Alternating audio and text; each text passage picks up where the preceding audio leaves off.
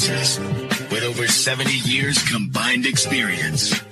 This is the Bob Ryan and Jeff Goodman podcast. NBA, some college, a little bit. Welcome, everybody. The gang is back together. Bob Ryan, Jeff Goodman, Gary Tanguay. Bob Ryan has 3 yellow pads full of notes, so hang on. Pull up a seat, pour yourself a little something to drink. We're ready to go. We are brought to you by Prize Picks, the exclusive daily fantasy partner of the CLNS Media Network. Pick more, pick less with Prize Picks.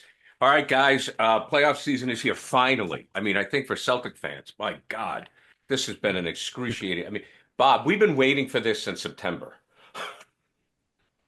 Well, it was we had a season with a little bit of intrigue because they had that bump in the road, and we were worried a little bit about what was going on, and they were lead blowing, and now, right. It was worried. Some of us weren't as worried. All right, I didn't want to panic. I never jumped the ship, but it's his Irish blood. It's the Irish. I was annoyed. That's well, that's also ancient history. The last 2 months, they've been every bit as good as anybody, including Cleveland, including OKC. They've been just as good in playing at a high level and getting playing time for, extra people, which is good. No, so there's Jaylen Brown's the only what if we have right now that we know of. The only one. Apparently Porzingis is okay, apparently. And there's nobody else that we know about. Tatum's had things here and there, but it's about Brown, and they got a week for Brown. I mean, Frank, so I won't say there's very little room for excuse here. They have a chance to repeat. Period. A good chance. Right? A good chance to repeat. Again, health provided. To me, they're the favorites. OKC has to prove it when it matters. Agreed. But I'll say this: 68 is a rarefied number of wins in history of the league. Right. 68 as that's a big cutoff number. Even if that tells you what a wonderful year they had. That's as many wins as the best, not as the Celtics have ever had, which was 72-73. They were 68-14. So I take my hat off to them. And by the way, before you go any farther about the Celtics, okay, guys, would you care to guess how many times they have now won 60-plus games in their history? Take a shot at that? I don't know. Hang on a minute. 30. Oh, no, don't be. This league's only 70. I would say 10 or 12. Well, now wait a minute. Before you poo-poo me here, hang on. Now let me give you my. Well, wait a minute. Whoa. You had a dynasty in the 60s. You had a dynasty in the middle of the 70s. You had a dynasty in the 80s. I mean, I don't think it's that crazy. Well, all right, go ahead. How many? 15. I was close. I was closer than Gary. That's the most. How many do you think the Lakers had if the Celtics have had 15?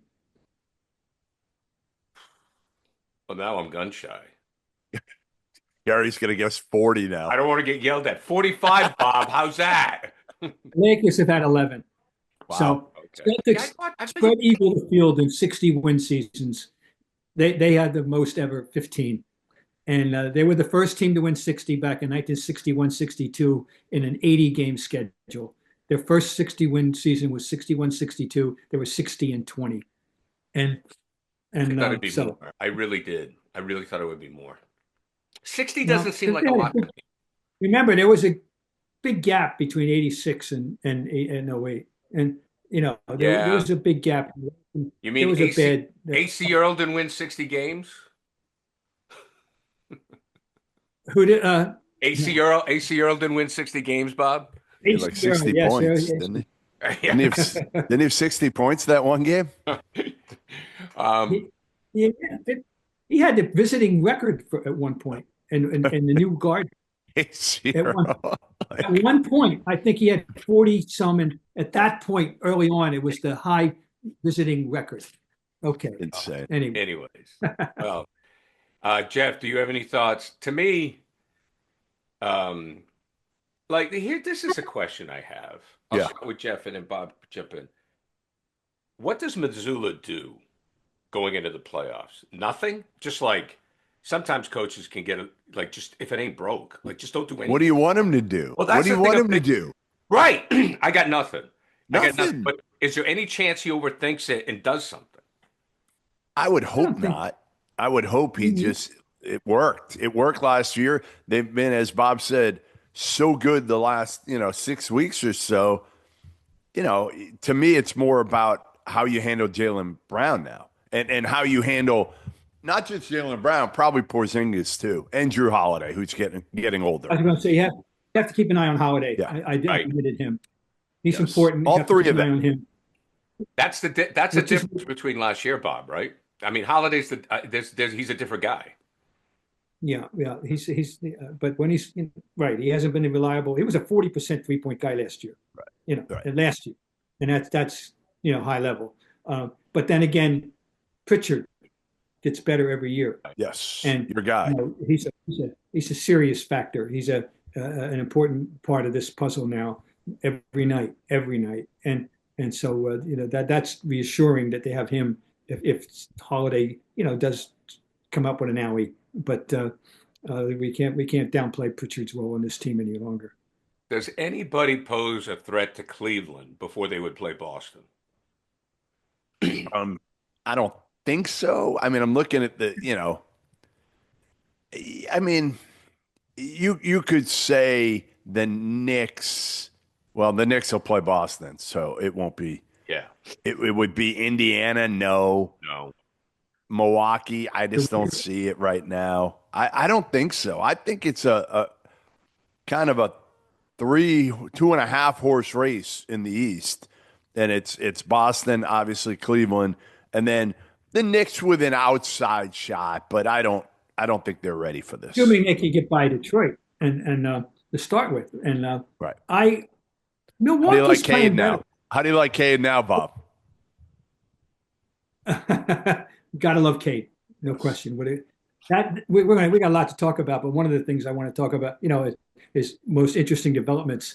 And Detroit going from 14 wins to 48 is pretty damn impressive. Amazing. And he's not the only reason, of course, but that's one thing. Milwaukee's playing better than lately. Yep. And Giannis is reminding people, you guys are all you guys and girls out there are all raving about Jokic and Doncic and don't forget about me. And lately he's been triple doubling more frequently. He's playing as well as he's ever played right now. So he has to, though. He has to. He doesn't have enough help. Yeah, he does. You're right. Well, that's the problem. That as good as he's been, and he has. I mean, averaging 30 again. It's just he doesn't have enough help, and I just you look at his 3-point numbers this year, Bob. He's shooting from 3 this season. No, I have to say I don't. 22% from 3. Ooh, 22. The last couple of years, it was he's never shot above 30 in I think his rookie year he did, but since then he's always been in the mid to high 20s. Maybe topped out at 30 this year, 22% from 3. It's hard. It's hard in this day and age to win shooting that way with your best player and not having enough around him. I don't think Milwaukee's a championship or even an Eastern Conference title threat. No, they might be a hard out. I think that frankly, we can make a case for and all of them as hard outs, all of them being Indiana, New York, Detroit. Sure. We can in the East. The New York's curiosity. We're going to see. They got so much to prove. They go in with the embarrassment of being 0 for the season against the Iron in the East. 0 for the season, not 1. And they're carrying that chip. They're going to rectify everything. Yeah, right. We'll see. So we don't know how. I asked the question about Cleveland is because we have seen it before, guys. In all sports where you have a team for the first time that is dominant and they get to the playoffs and it's a different situation. I think it's an interesting look. It's it's probably going to be Boston and Cleveland, right? I mean, I think everybody expects that. However, Milwaukee comes in, a couple guys show up besides Giannis. You never know. I mean, I'm just kind of There's got to be something to keep us interested in the Eastern Conference before we get to the finals. You know what I mean? Got to come up with something. So I think, you keep an eye on Milwaukee and New York. That's it. That's it. What do you think about out west, Bob? Because based on what we're saying about the East, that's really the conference to watch, correct? There's so many intriguing matchups. Start off right off the bat in the West, and there's questions. The Lakers and I think that OKC, of course, with a 68-win season, and they're going to enter in, as far as I know, healthy, prohibitive favorite. But who they're going to play could be any number of people, starting with the Lakers, I think.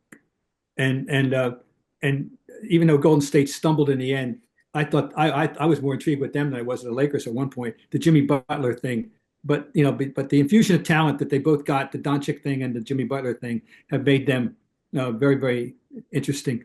And then there's Denver. They fire Mike Malone. They still got Jokic. I don't know where they are, but and there's a mystery guest now. Jeff, do you agree with me? Don't sleep on, as we like to say, the Clippers. They've been awesome.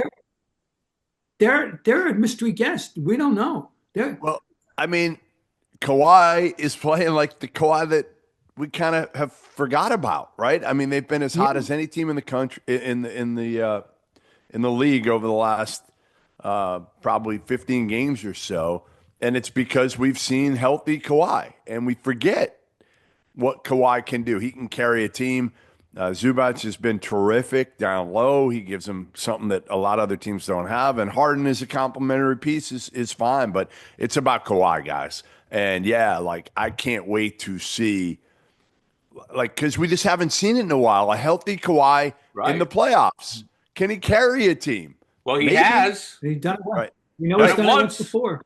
I mean, Jack, remind me. I'm trying to remember because I know somebody went to San Antonio when he went there. I mean, Kawhi didn't have anybody on that Toronto team, did he? Kyle Lowry and right. And DeRozan. No, right? didn't one of them went to San Antonio? Didn't one of them go to San Antonio for him? DeRozan was, but he had one of the two. Yeah. But I mean, again, he's now 33 years old. Yeah, and this is a guy who only didn't play a ton. Even this year, obviously, he's been hurt it feels like every year he's hurt. But when he's healthy, man, he's showing again. He's a top 10 player, maybe even a top 5 player in the league when he's healthy. And Harden went for 39 in that last day of the season. They needed to win that game against the Warriors in double overtime. He went for 39, and he's still a force. I just think they've definitely injected themselves into that Western conversation about who's going to wind up playing against the Thunder. DeRozan went to the Spurs. By the way, DeRozan went to the Spurs. Yeah. So I mean, it would stun us if the Thunder the thing that gets me, guys, is like in the East, you've got the Celtics, and they have the stars, and then you mentioned Milwaukee with Giannis, but that's it. The West is loaded with veteran stars. And Bob has seen it more than any of us. You get the old guys in the playoffs, anything can happen. Well, and then you got you just got a lot of more. There's far more intrigue in the West, right? You got Oklahoma City. I mean, if you run down the line, from LeBron to even Durant to Steph to Kawhi. I mean, you got like 4 MVPs.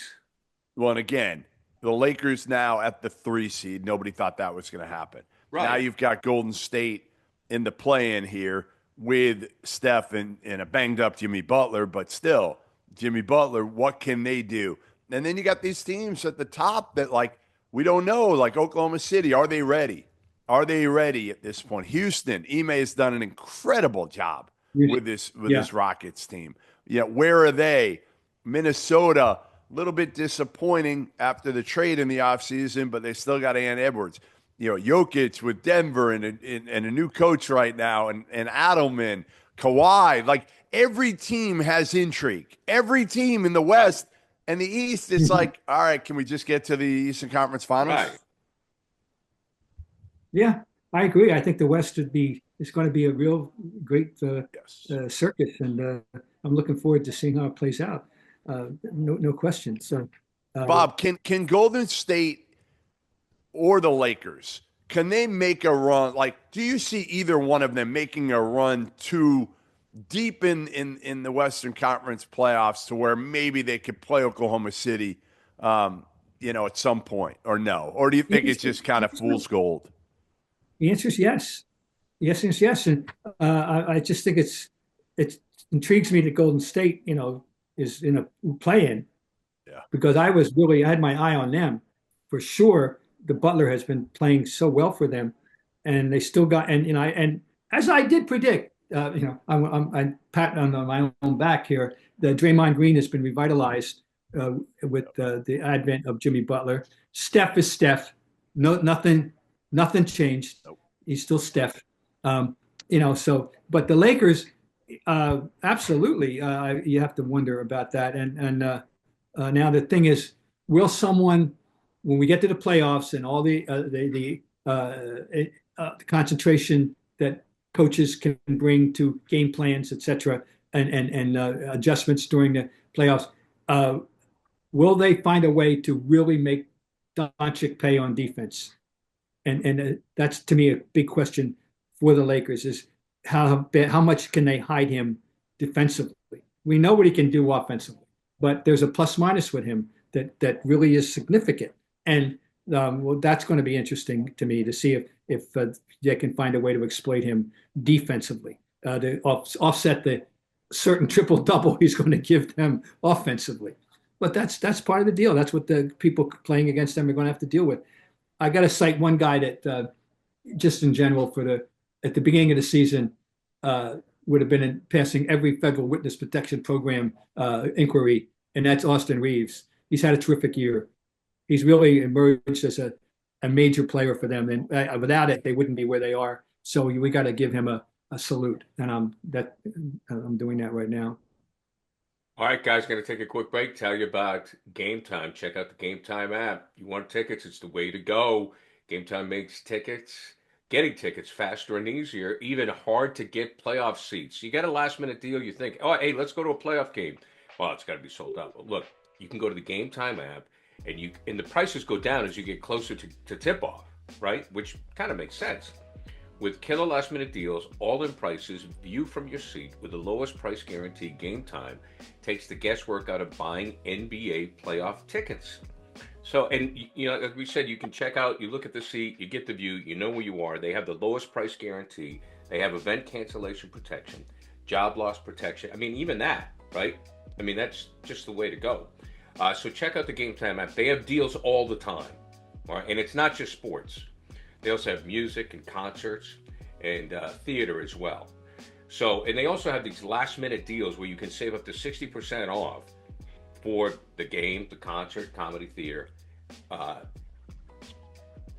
things of that nature. Plus, wherever you're traveling, you just punch in the zip code and say you're going to be in LA, you want tickets, you just hone in on LA. You want Boston, you hone in on Boston. It's as simple as that. So download the Gametime app today, create an account, use code CLNS for $20 off your first purchase. Terms apply. Again, create an account, redeem the code CLNS for $20 off. Download the Gametime app today. Last minute tickets, lowest price, guaranteed.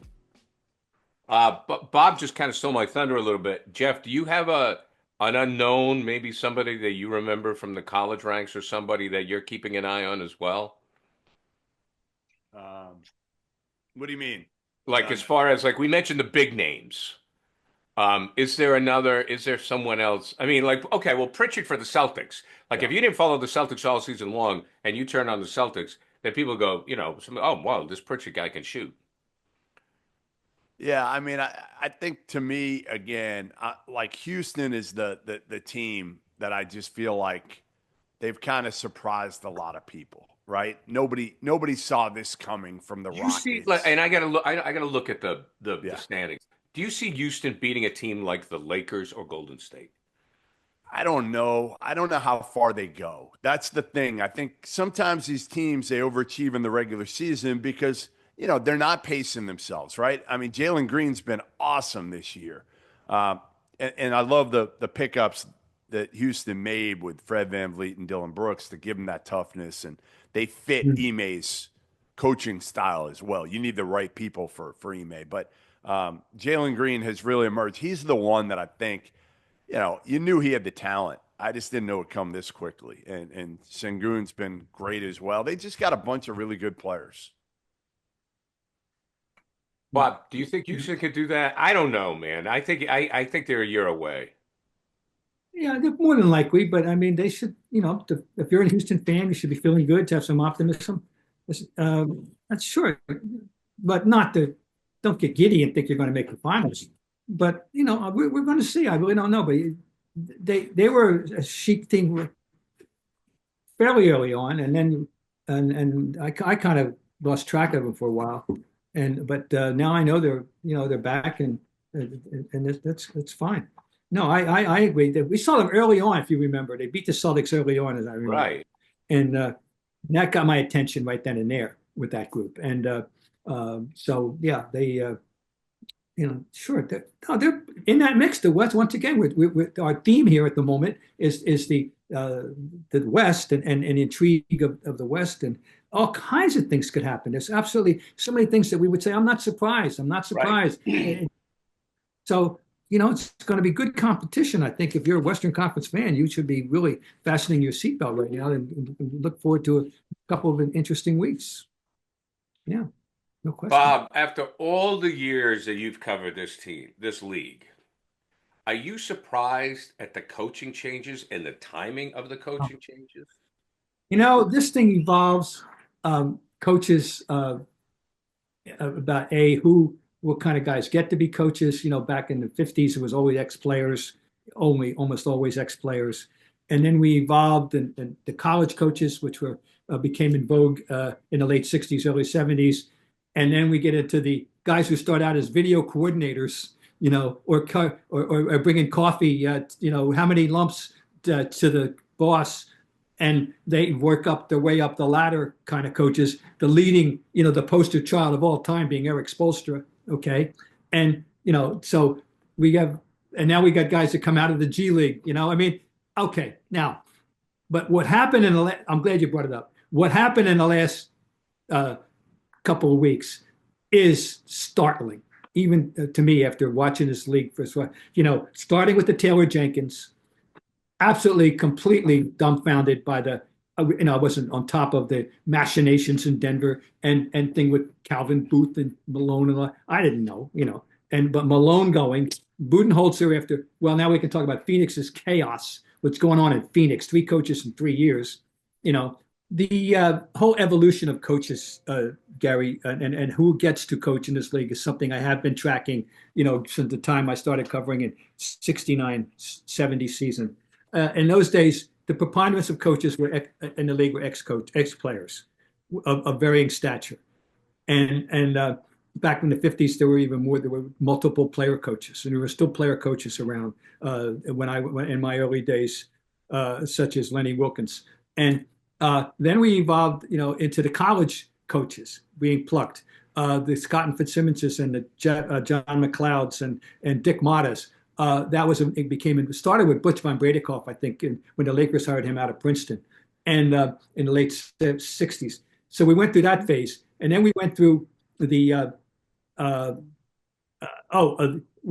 phase, the college coaches, and then we had the assistant coaches thing, and the guys, the video. Then we get the video coordinator guys that started out, bringing how many lumps, boss, and the poster child being Eric Spoelstra. And now we got the guys with them included. We got guys coming in apprenticeship in the G League, and there we are. So anyway, we've seen it, but we've never seen anything like what happened in the last 3 weeks of this season in the history of this league, starting with the firing of a coach with 9 games to go, followed by a firing of a successful coach who's won a championship with 3 games to go, and then firing immediately as the season is over, a guy after 1 year, the third coach in 3 years, Phoenix, we got to talk about that team before we leave. And Bolton Budenholzer, we've never seen anything like this. It has never been a more volatile time to be a coach. And Joe Mazzulla is so well aware of this. He actually is on record as saying, I think more than once, I wake up every morning expecting to be fired. So that's he's seen it all now. You watch what's going on. He's a smart guy. So he won't be surprised when the doomsday comes. But it's a hazardous profession now, more than it ever was. So there you go. Jeff, what do you think? I mean, I understand it. I mean, it's going on in college as well, where because of NIL, there's more pressure to win right away, and college coaches are only going to get a couple of years. I think, again, you look at the Bud experiment, right? And what Matt Ishbia did. And, sometimes these owners, you just want to collect talent and names and all this instead of, you look at what Mark Dagnall has done in Oklahoma City, right? Nobody knew who the hell he was. Billy Donovan and Sam Presti parted ways a few years ago. And I remember I've known Mark Dagnall since he was like a kid. He was like Billy Donovan's like towel boy. He was a manager basically at Florida. And he was at Holy Cross as an assistant coach. And they hired him and nobody knew who he was.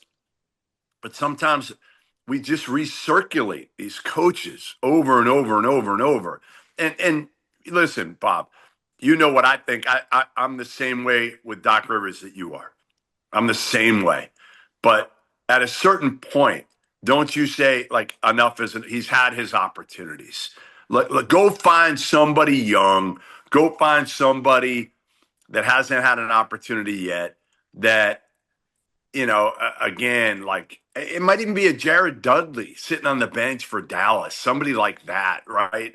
Who you and I both know, like, if given the opportunity, could be really good. But some owners just kind of do the same old. Well, Bud, he had a good run with Milwaukee, and part of it was HB just putting all these guys together. The Bradley Beals, who's been banged up, and KD, who's been banged up, and those guys are getting older, and they're just not what they used to be in terms of health.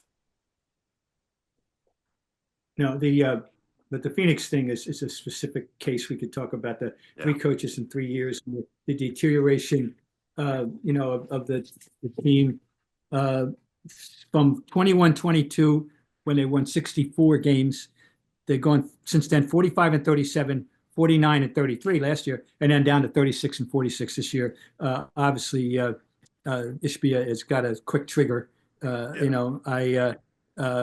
And he spent all this money to have the highest payroll, and you're not getting any remote bang for their buck, as Jeff has just pointed out, due to the physical deterioration and the reality of how old Durant really is, and Beal, who only played in 50 games, I think, roughly.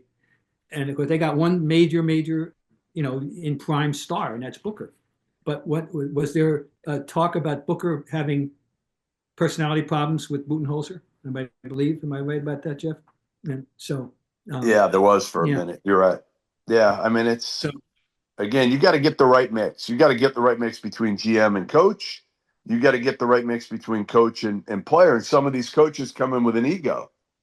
And again, that's where I go back to Oklahoma City. Now, part of it is, again, he had a group that wasn't as proven, right? They didn't have those superstars. Shea Gilgeous-Alexander wasn't a superstar when Dagnall took over. No. Chet Holmgren's not a superstar yet, where KD, it's hard to coach those guys. It's just harder. Yeah. Yeah, who knows what goes through KD's head, after all this years and all the experiences. And he's gun shy about the criticism that he took by going to Golden State, accused of piling on, hearing it from guys like Barkley and others. And, he's sensitive to that. And, true. I mean, it's going to be interesting, guys, speaking of him, when it's all said and done, when we're evaluating the all-time players in the top 10 and the top, exactly how people are going to evaluate the package the stats will be there. The stats are awesome, right? Even still, but the personality comes into play when we're evaluating these people historically. We'll see how he fares in that historical judgment. So it'll be interesting. Yeah, I think he's going to get an unfair rap. Everyone's going to say I think he's going to get an unfair rap. Yeah, I think he's setting himself up. Yeah. I think I think it's unfair, but that's that's the way. Having raised this topic, the evaluations, we've had such an influx of particularly these great new European stars. Where Jokic is going to rate, where Doncic is going to rate, and even forget European, Curry. How high exactly? Do we rate the greatest shooter of all time? With multiple rings. It's going to be interesting, and not that do these things really matter? No, but they give us. That's why we give us something to talk about. They matter to us, Bob Ryan.